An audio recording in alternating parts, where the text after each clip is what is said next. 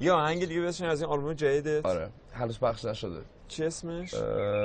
هنوز درست نداشتم اینو ولی آماده است، دست داره تنظیم میشه. یه تیکه کوچیکشون. آره خیلی کوتاه. این شما و این ساسی نه ساسی مایکن.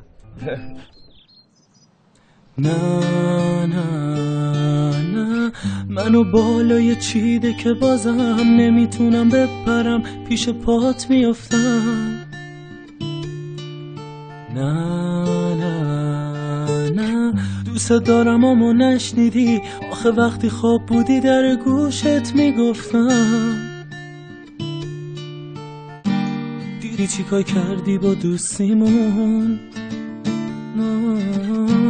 دیدی چیکار کردی با جفتمون، دیدی چیکار کردی با دوستیمون، دیدی چیکار کردی با عشقمون. نه نه نه منو بالای چیده که بازم نمیتونم بپرم پیش پات میافتم. نه نه نه دوست دارم اما نشنیدی آخه وقتی خواب بودی در گوشت میگفتم.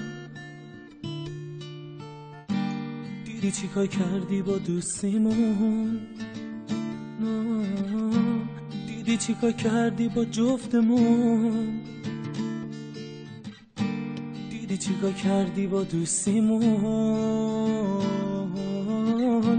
دیدی چیکار کردی با عشقمون. همین؟